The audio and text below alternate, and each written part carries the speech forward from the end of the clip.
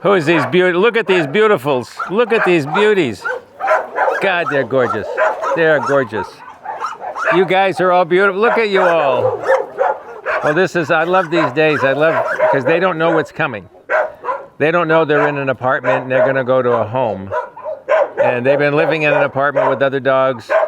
It's like living with neighbors when you're a kid. You know, there's neighbors upstairs, downstairs. You hear everything. You hear them running across the floor. You hear them fighting. So today I get to tell Howie and Pearl, you're going to go to a beautiful new yard. In fact, you're going to go to a new yard right on the main driveway. And the reason is they need to see action. These are young dogs. Howie and Pearl especially love action. So they're going to be able to see people coming and going, driving in and out and all that. And also my little secret is, every time I leave the sanctuary, I take a bag of treats and I pull up next to the fence and I put the treats for all the dogs. And Howie and Pearl are going to be in that section. They'll get treats from me every time I leave. And yeah, if you look at my car, there's twice now. The white car has all these black dents and marks on it. And one of the fence poles is a little bit broken, pushed in. I was giving Ramona her treats one day and she wasn't quite reaching them. So I reached over and turned the wheel at the same time and I hit the fence a little. But anyway, that's the thing. They're going to be in that nice yard in PK and I'm going to be able to see them going and coming. So right now, let me get over there and introduce you to them. Howie and Pearl. Howie and Pearl.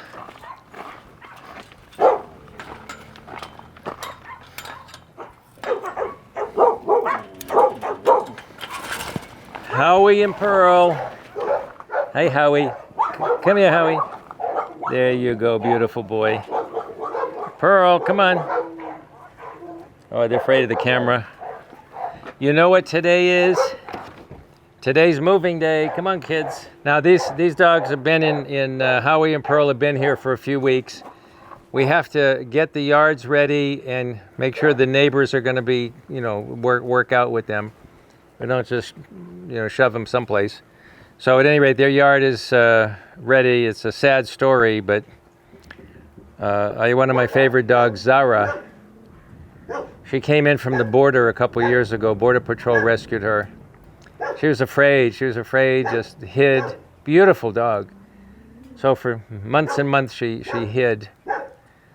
In the intake, they found she had very bad kidneys because she was from that area down near the New River. The New River is the most toxic river in the country and probably the world. It's very bad. You can look it up. So dogs have died of cancer young. She had kidney problems. And I knew she had kidney problems. And then I forgot.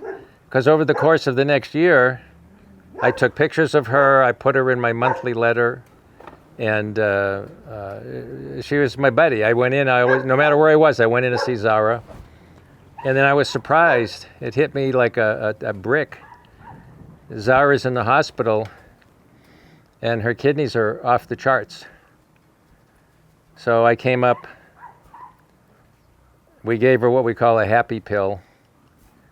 It's like a Xanax, and it makes them hungry, among other things. In case they don't know what's going on.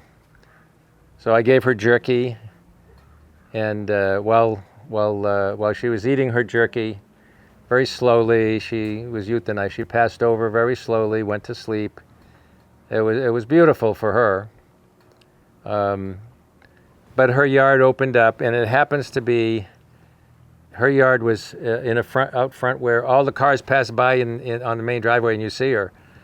And so I said, we've got to put a pair of dogs there who really need to be around all the commotion all day. They got to come out of their shell.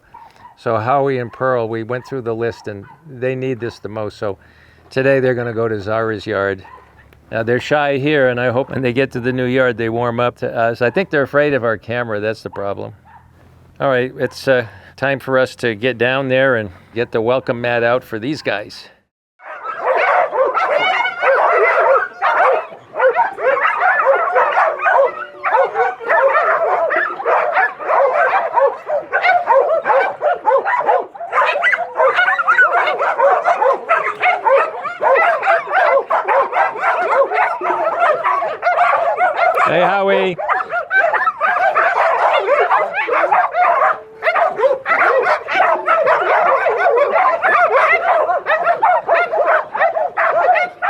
Howie.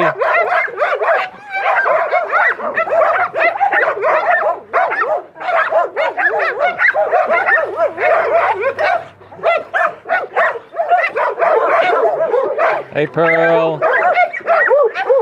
Hey, Pearl. Howie and Pearl. Come here, Howie. Where's Pearl? Howie.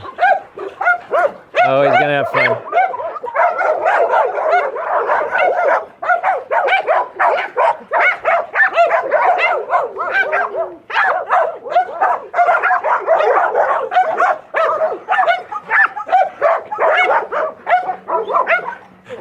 Hey, Pearl.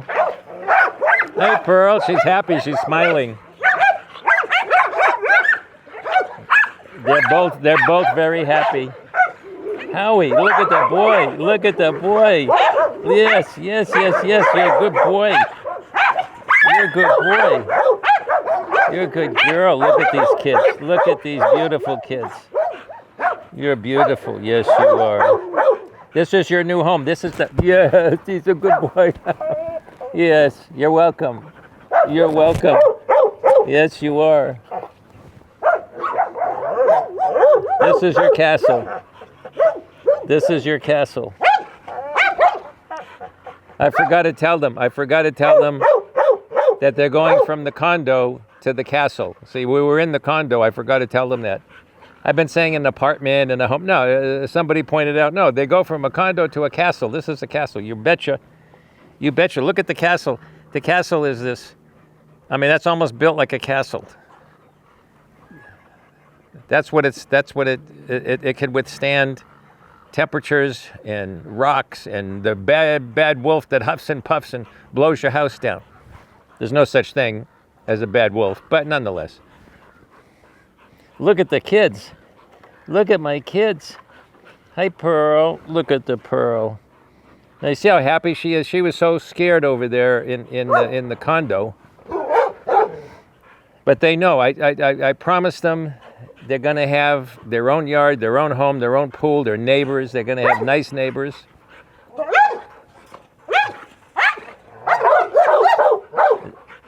The neighbors are introducing themselves.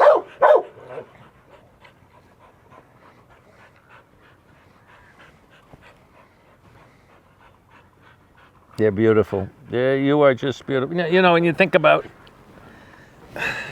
Look at this face. Now here's a girl was abandoned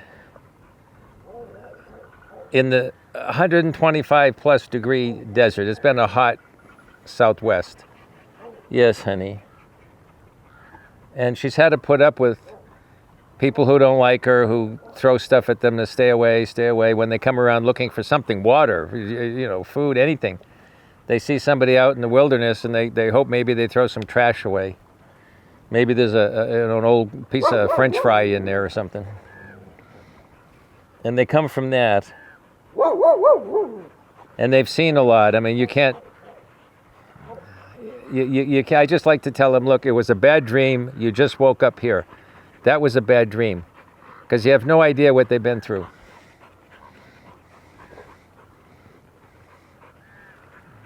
You're here now, and you're happy, right? Right? Is that what that smile is about? It's a happy smile. Yes, you're beautiful. And they know that this is theirs.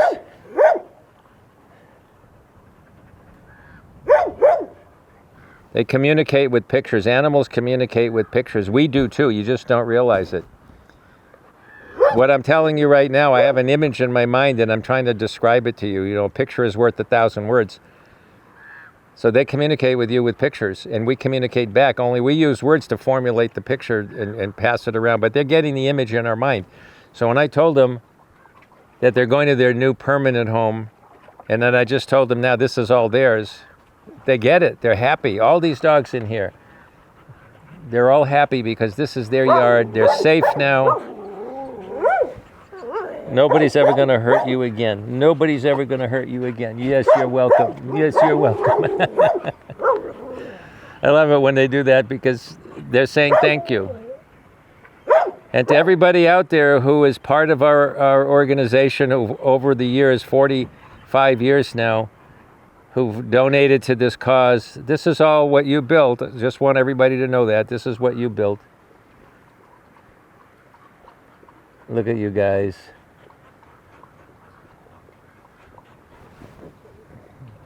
What you doing, Pearl? Oh, she's got some greenery there. They don't know. They haven't seen green in so long. They don't know what it is. Almost they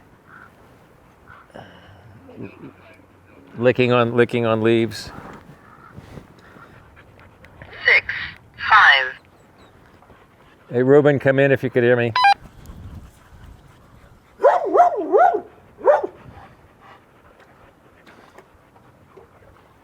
I don't waste my time. You can. 6, 1. Yeah, Stephen, can you read? This is actually 5, but I heard you on channel 1. This is 5, Delta 5. Is that Ruben? Yes. Let me go to 5. 6, 5. Okay, you there, Ruben?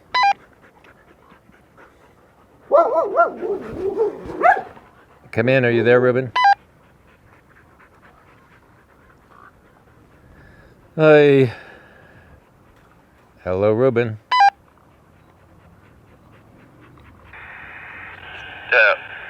5 to 6. Yeah, we're not Navy SEALs. We could use our names. Okay. All right, I'm in the Zara's old yard. I think it's 29 PK. So Howie and Pearl are the new dogs in here, and they're sniffing around. They're enjoying it. But one thing that they have not seen is greenery, grass or whatever. Now there's a bush, little tree, bush, whatever, that's outside of their yard. Somebody's done a good job of clipping it, but there's still branches, a little bit of branch work on the inside and some greenery. The problem is, I don't know if they end up eating it, if it's going to, be toxic. It's not supposed to be toxic, but it could upset them. So when we're done here today, if you could have someone come in with the little clippers, and clip off everything on the inside that the dogs could eat. Okay. Howie, how's my boy? How's my boy? How's my boy? Oh, you're beautiful. You are the beautiful boy. Look at you. Happy and smiley. This is your castle. Yes, you're beautiful. This is your castle. Yes, you got some chow in you. You got some black on your tongue, huh? You got some chow? My Abby's got some chow, too. What a beautiful boy. What a beautiful boy. You are the beautiful boy. You like it here? You gonna stay? You gonna stay? Yeah. Pearly. I think Pearly's a little older. You can tell by her teeth. Yes. You're a good boy. You are the good boy. Yes, you are. Yes, you are. Let me count. Let me see your teeth. It's about 3. She's about 4 or 5. More like 5. You got an older woman there. Howie. Whoa, let me shut this off. I'm not gonna scare them like that. It's okay, it's gone. It's gone. Now these are happy faces. Look at these happy faces. Look at these happy faces. Yes, you got a happy face. And they look at each other. They've been together for a few months. They knew each other a little bit out in the desert, so we keep them together, and they're stuck on each other. Right, Pearl? Right, Pearl? Look at this sweet face. Oh man, what a world, huh? What a planet. What a planet that people do this. Terrible. Well, here we've been around since I started this in 1979, and we became a charity in 1981. So I've been doing it 45 years. It's okay. It's okay. So in the beginning, I had an interesting experience. I had some really nice people. I had a big story in the LA Times in 1983, and we had a lot of people responded. And then I had 150 dogs out in the forest, and the forest is on the other side of these mountains that are surrounding us. That's all forest here too, but the dogs came from the other side. At any rate, I had over 150 dogs that I was feeding out in the forest daily, and the weather was coming, and I'd been looking for a place to keep them.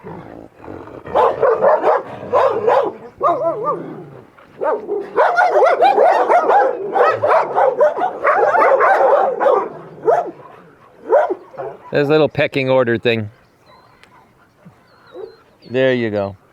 So I had these dogs in the forest, and VHS video was what I had. That's what was around. So I went out and I videotaped the dogs in the forest, and I got the donors that had come to us from the LA Times. I had them, I talked a pizza joint that opens at 11. I talked to them to renting me the pizza place from 9 o'clock on a Sunday morning. So, and they had a projector and a screen. So we had maybe 20 people there, and I showed them the dogs that had to come in. Now they have social media, and you know, some of it's not real, but still social media really gets out there. We didn't have any of that. So I played the video of me talking in the field and just saying, here's the dogs here, and here's the, you know, and I played that, about 20-minute video. And from that handful of people, we raised a down payment on a kennel that opened up in El Monte, and it had been foreclosed on. So we started there, and then I had a guy, Derek Teague, Teague, Derek Teague. He kind of looked like a jolly Alfred Hitchcock, and I was on the news trying to raise money to, you know, finance this kennel that we were going to buy. We had the down payment. And Derek made halos, they called them, titanium halos for people who were handicapped, couldn't move their neck, and sometimes they couldn't move their legs. So he made halos, titanium stuff. So I had a little puppy named Angel, and I took her into the bank, and Angel ran around, and we recorded it, and I told the bank officer that, you know, I need a mortgage, and it's for Angel, and they said, well, you know, you got to get a cosigner. You need an angel. The guy says, you need an angel, be a cosigner. So I promise you, so that ran about 6 o'clock at night. At 7 o'clock, I got a phone call from Mrs. Teague, and Mrs. Teague said, you need to talk to Derek. He's going to be your angel. So she says, he makes halos. So I told him, you have to be the angel. You already make the halos. So he co-signed for that first kennel. And in that fall, a couple of months later, I had all 150 dogs in there. Then Christmas came, and Parvo came, and we had a battle there, but I saved everybody. And that was the beginning. That was the first. We had a shelter at the time because I was adopting, and it was a shelter. Eventually, I realized these little runs, they were little 4x20 runs, 4x10. It was a kennel. And I said, I need a bigger place for these dogs. I need land. I need them to run around. And I found raw land out here. And in 1986, same thing, the same people and then more. I had meetings and I said, we have this land. We have to buy it and build, and you know, we need major donations for this. And they put up money, and we bought the 21 acres. Now it's 115 because we acquired more land as we went along. But that's how all this started. It started in a pizza joint on a Sunday morning, showing people videos like YouTube now has this show. This is fantastic. I wish we had this, 40 years ago. But anyway, what we're doing here is showing the world what life can be like for these animals. Now, these are abandoned animals. They shouldn't have been abandoned in the first place. But if they are, and they always will be, because people don't keep their pets, and whatever the circumstances, they either turn them over to the pound or release them somewhere, and they take them out to campgrounds, picnic areas, and they release them there, or just throw them out in the desert saying, well, the coyotes survived, they'll survive. No, that's not true. They need to eat at 5 o'clock. So this will always happen. But if you look around, look at all these dogs, cats, horses, but look at the faces just on Pearl and on Howie. If you look at these faces and you say, that dog across the street in Beirut, he could be this. He could be, bring him in. Take him into your home and feed him.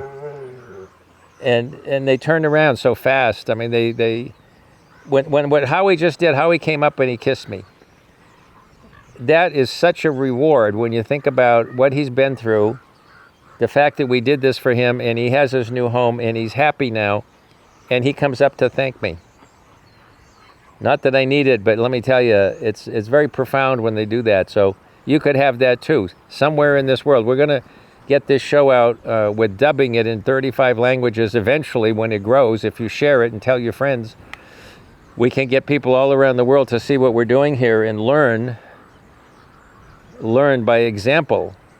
You don't have to do all of this, obviously, but do something. And that's our goal, is to get people to do something.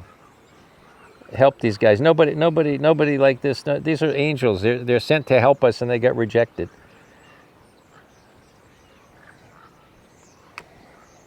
Right? You're beautiful. You're beautiful. Yes, you are. You're both beautiful. Yes, you are. Yes, you are. Yes, you are.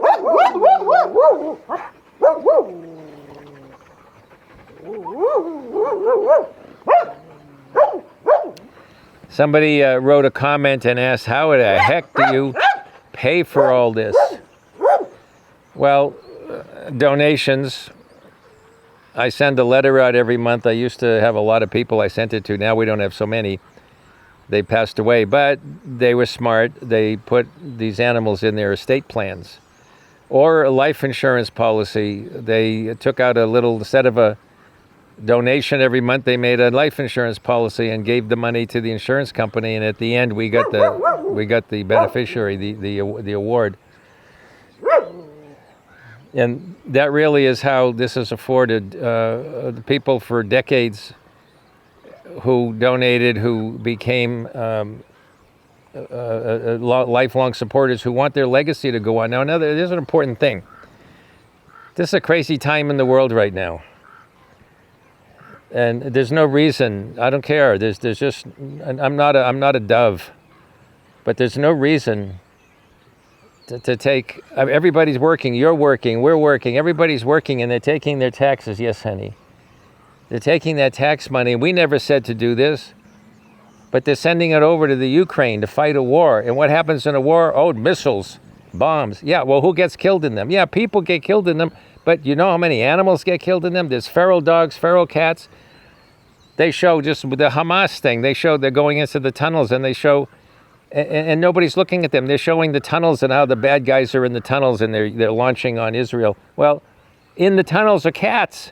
There's cats. You blow up the tunnels, you kill the terrorists, yeah, but you're killing all the cats too. So this world is so upside down. And my point has always been, now it's more ferocious than ever, I would say. Your hard-earned money, you spend your life doing something. You spend your life working hard. At the end, what do you do with your money? You can't take it with you, so you leave it. You leave it, or you don't. If you don't, the government gets it, and they spend it on war or whatever the heck they want, and it's not where you would have spent it. And the courts is another thing. Probate and how much the lawyers make. You want to set up a trust. and you want to get that trust with your beneficiaries in there, and now you say where your money goes. Here's my life. I spent all my life working. Here's my money. What do I care about the most? In this case, it's the animals. There may be other things other people care about, but it's the animals that my people care about, that I care about. So you leave your money to the animals. And you leave it to in our case, to Delta Rescue. Now, we're in a sweet spot. I'd like to tell people that. They say, why should we give, let's say 3 different types of organizations were doing this. We're the only ones, but say there were 3. Say one's only 5 years old, one's 45 years old, and one's super rich, $300, $400 million a year. Very few, if any, animals. One of them has no animals. So you got to say, well, wait a minute. I'm gonna put $100,000. I'm gonna when I die, my house and stuff, everything. I'm gonna give $100,000 to an animal organization. Let's see which one. The one that's been around for 5 years, and you're gone. You're not going to see them spend the money, so you're hoping they'll be here. And I could tell you that most of them are not. The ones for $300-400 million, your money doesn't mean anything. It's almost like giving it to the government. So the sweet spot, we've been around 45 years, so we're not going anywhere. And we need the money. And the money spent on the animals. Look at the 990. 40 years. Somebody pointed this out. Over 40 years, what are your assets? Well, it's in the ground. What are your assets? In 40 years, that's all you put in the. That's all you did. That's all you're worth. Yeah. Well, we spend the money as it comes in. I like to tell people, look. You see these mountains. If you ever see a mountain burn, you're going to understand this metaphor. For 45 years, I've been running as fast as I can uphill with the flames chasing me, licking my butt on the way up the mountain, trying to keep expenses, trying to keep money coming in ahead of expenses. The expenses are the flames. So what I do is, whatever we bring, what's your budget? There is no budget. However much I can bring in, it goes here. It goes to the animals. We don't deny anybody anything. Everybody gets fed. Everybody gets taken care of. They get their medical. There's all kinds of medical. If they, it's almost like a life insurance policy. Somebody said they have life insurance. Yeah. Anything that goes wrong, medical insurance, I should say. They have medical insurance. Anything that goes wrong is taken care of. They get cancer, it's taken care of. They got heart condition, kidneys, taken care of. Weird stuff, we got a lot of weird stuff. Special conditions vets only read about, we have it. And it's taken care of. And the idea is, a lot of places would say, you know, the dog can't run around and go chase bones or go swimming, so his life is over, put him down. No. There was a while, man, if you watch our video, you got to watch this. You got to watch. It's on our other channel, Delta Rescue channel. It's on our website, deltarescue.org. You got to watch this. The Rescuer, that's a documentary we made. It won all kinds of awards. And you got to look at what's in the documentary. I wish I had, well, obviously I wish I had them now. This place was, it was fun. I had the most beautiful women techs. I had like 8 or 9 of them. Everybody was in the summer in their little shorts, giving the dogs the thing. It looked like a country club out here. It looked like, it was incredible. And what happened was I had my friend Charles Conrad, the acting coach who helped me start this years ago. Eventually his wife, who it was a South African, she knew a doctor in South Africa at a veterinary college. Can you believe this? And she knew from Charles what we were doing. So she put us in touch with the doctor in South Africa. And he said, we have a program where if you get, I forget the type of visa, but if you get the visas for the girls for like 3 years or something, you give them a place to live, you give them room and board, you give them whatever, they'll come and be techs. They work for money, they're techs. So we had these girls that were from South Africa that were trained college technicians, and they were working here doing the outside meds, the inside meds, whatever. And then we had our own 3 or 4 other girls that worked here anyway. And you know, if you look at that, I look at that with nostalgia. I look at all these women. The dogs love women. I mean, we need more women. I mean, that they're so nice with the animals. The animals are jumping all over them. Even they're giving shots. If you watch the rescuer, I mean, it was fun. It was fun. They had to go back because the visas were up. They went back years ago. But man, I wish we had a bunch of them again. Because one of the girls said to me, we're talking about our hospice program. She didn't say it to me. She said it to somebody, and I overheard it. People have mixed emotions on hospice. The dog can't run around and do this anymore, so put him out of his misery. What misery? Who said he's in misery? Your grandmother can't do that, and you don't put her down. She's not in misery. She likes when you visit her. You just don't visit her enough. That's not misery. They're not in misery. So as long as they're eating, as long as they're happy, even if they're down and they can't run, as long as we take care of them and bathe them and whatever, we have a hospice program. So I heard this. This is an educated girl from South Africa, and they talk. They talk amongst themselves. And I heard her say, I only wish that when I'm old and sick, I could find a place like this to take care of me. I mean, that's the bottom line. Whoa, we're getting sand. How's the lens? It gets a little dusty in the desert. And we're not even in the desert. We're desert-like, but we're in the mountains.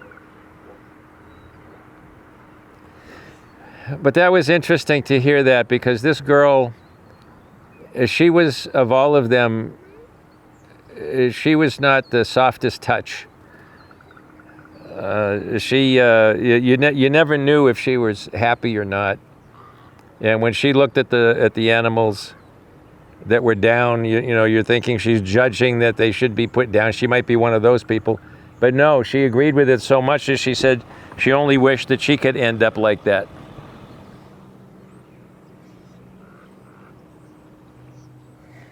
How are you guys doing? Are you happy? Look at her smiling ear to ear. All right, let me... Channel mode. Yeah, come in again, Stephen.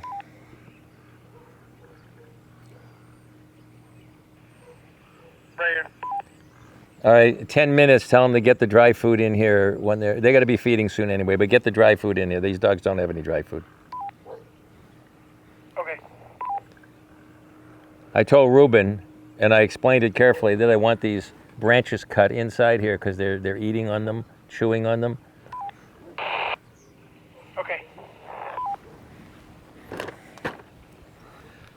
All right, you guys, guess what's happening? Pretty soon, the guy's coming by with your lunch, your dinner, actually. You're coming by with your dinner. You're going to have your terrible canned food. That's not the best, but you love it the most. They won't eat anything healthy. They won't eat anything healthy, but we fooled them. We give them dry food that is top of the line.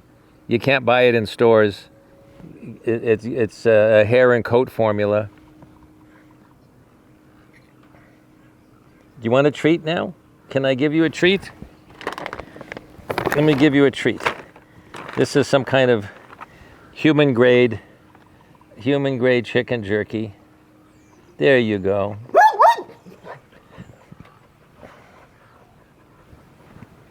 No, they're too excited.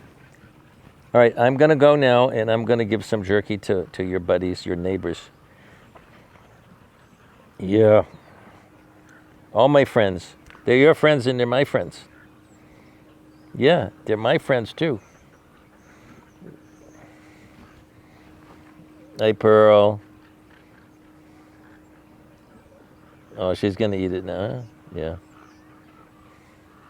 She wanted reassurance.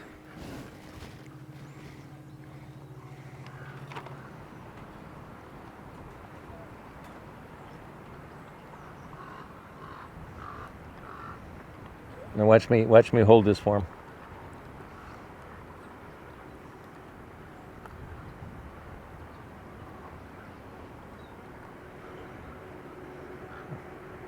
Howie. You almost got it, Howie. Yeah, Howie. Howie boy. Howie boy.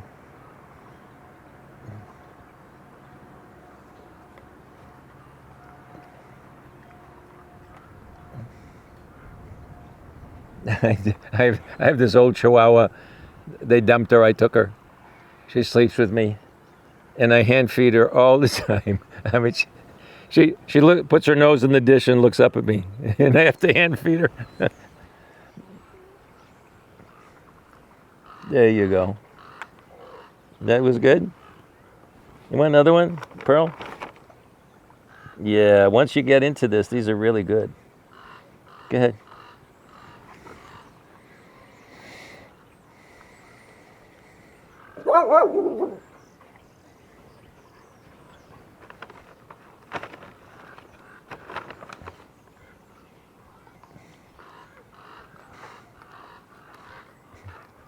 As long as you're going to hold it, I'll eat it.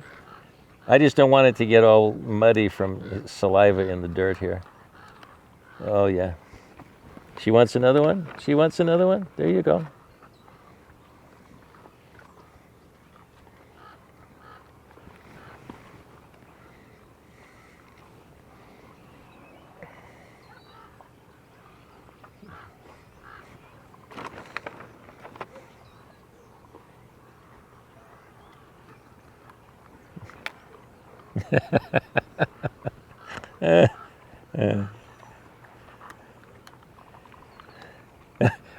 I guess we're all destined to be manservants.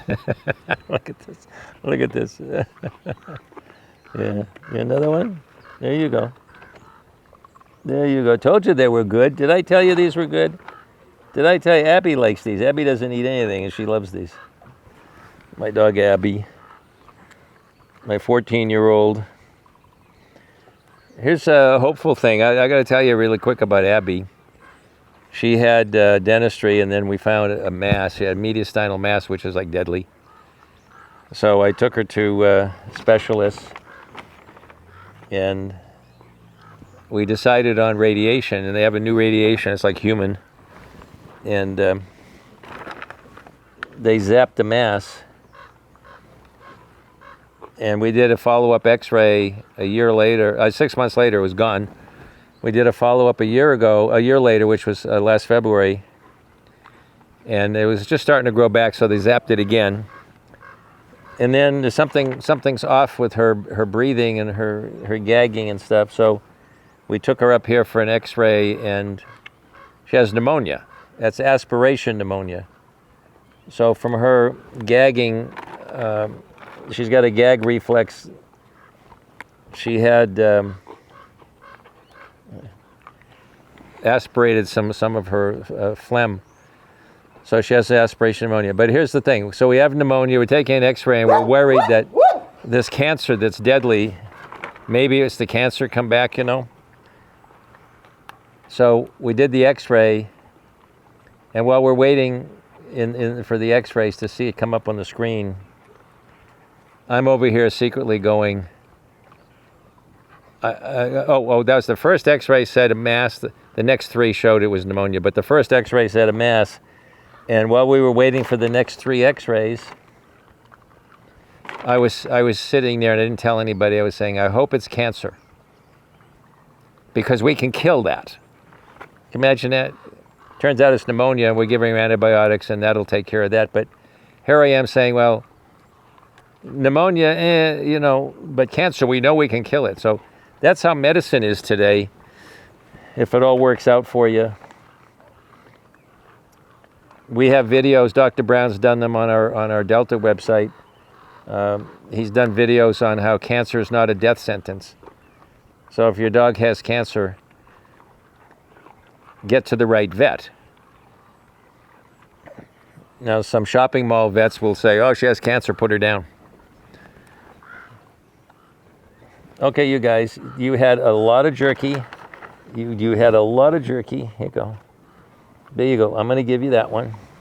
Going to make me hold it? How am I going to get out of here? There you go. One more.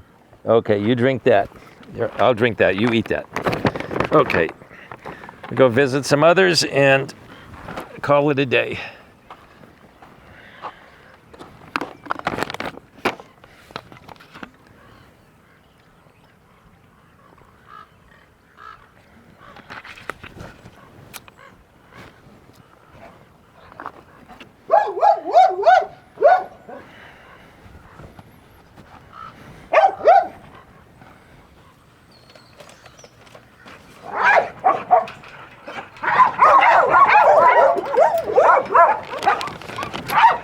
They go back down here again.